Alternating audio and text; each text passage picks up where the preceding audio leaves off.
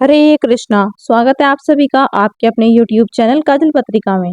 कामदा एकादशी इस साल 8 अप्रैल मंगलवार के दिन है। हिंदू पंचांग के अनुसार कामदा एकादशी चैत्र माह के शुक्ल पक्ष की कामदा एकादशी 8 अप्रैल 2025 को मनाई जाएगी। मान्यता है कि इस दिन भगवान विष्णु की पूजा करने से सभी मनोकामनाएं पूर्ण होती है और व्रत रखने वाले मनुष्य को मोक्ष की प्राप्ति होती है। कामदा एकादशी को फलदा एकादशी भी कहा जाता है क्योंकि ऐसी मान्यता है कि इस व्रत को करने से मनुष्य को 100 यज्ञों के समान ही फल मिलता है। कामदा एकादशी पर विधि विधान के साथ पूजा करने के साथ कामदा एकादशी की व्रत कथा सुनने या फिर पढ़ने से पुण्य की प्राप्ति होती है। आइए जानते हैं कामदा एकादशी व्रत कथा।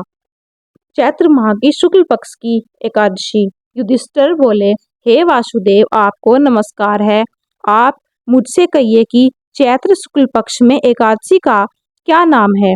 श्री कृष्ण बोले, हे राजन, इस प्राचीन कथा को एकाग्र मन से सुनो, जिसको महाराज दिलीप के प्रसन्न करने पर वशिष्ठ जी ने कहा।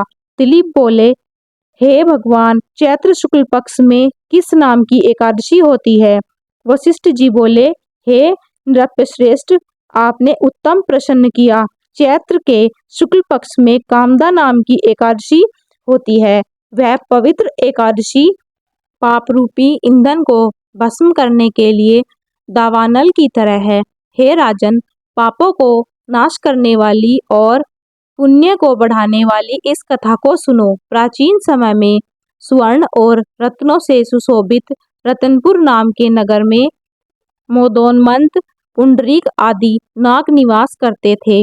गंधर्व, किन्नर और अप्सरा राजा पुंडरीक का सेवक करते थे। वहाँ ललिता नाम की सुंदर अप्सरा और ललित नाम का गंधर्व रहता था। वे दोनों स्त्री पुरुष प्रेम से युक्त और धन्य धान्य से भरे हुए अपने घर में सदा क्रीड़ा करते थे। ललिता के हृदय में सदा पति बसता था। पति के हृदय में सदा ललिता स्त्री निवास करती थी।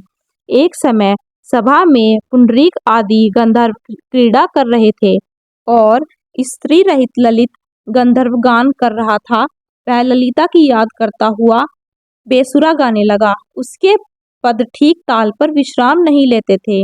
कंट्रोक नाग इस भेद को जान गया।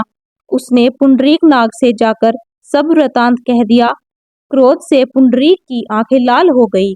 उसने कामातुर हुए ललित को श्राप दे दिया, हे दुर्भाग्य, तू मनुष्य को खाने वाला राक्षस हो जा, क्योंकि तू मेरे सामने गान करता हुआ स्त्री के वश में हो गया है। हे राजेंद्र, उसने वचन से वह राक्षस रूप हो गया।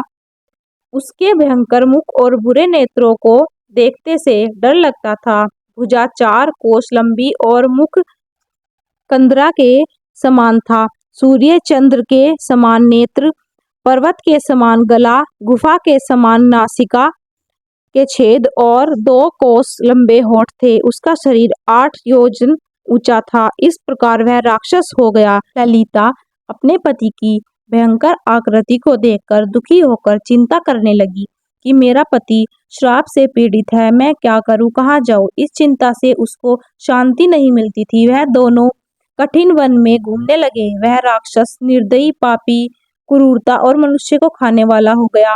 श्राप से पीड़ित होकर उसे रात दिन सुख नहीं मिलता था। ललिता उसकी यह दशा देखकर बहुत दुखी हुई और रोती हुई उसके साथ गंभीर वन में घूमने लगी। एक समय ललिता ने विंध्याचल के शिखर पर श्रृंगी ऋषि का परम पवित्र आश्रम देखा। ललिता शीघ्र ही वहां गई और नम्रता पूर्वक बैठ गई। उसको देखकर मुनीश्वर बोले, हे शुभे, तू कौन है और किसकी बेटी है, किस लिए यहाँ आई है, यह मेरे सामने सत्य कह।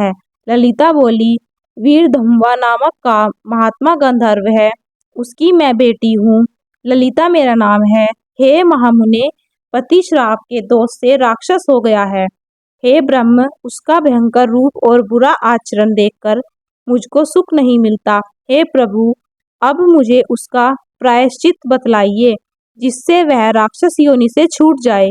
ऋषि बोले, हे भीरु, चैत्र मास के शुक्ल पक्ष की कामदा नाम की एकादशी है। इसका व्रत करने से मनुष्य की इच्छा पूर्ण होती है। मेरे कहने से विधि पूर्वक उसका व्रत करो। इस व्रत का पुण्य अपने पति के लिए दे दो, उससे उसका श्राप क्षण भर में दूर हो जाएगा।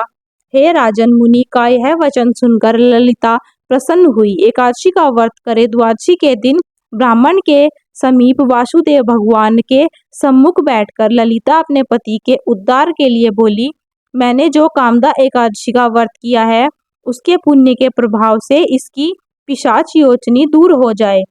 उस समय ललित राक्षस योनि में ही बैठा था। ललिता के इस वाक्य से उसी समय उसके पाप दूर हो गए। वह दिव्य देहधारी गंधर्व हो गया और उसकी राक्षस योनि दूर हो गई।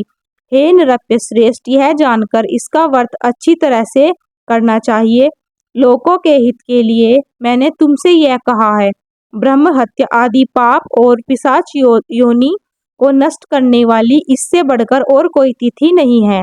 मिलते हैं आपसे अगली वीडियो में, तब तक के लिए ओम वासुदेवाय नमः।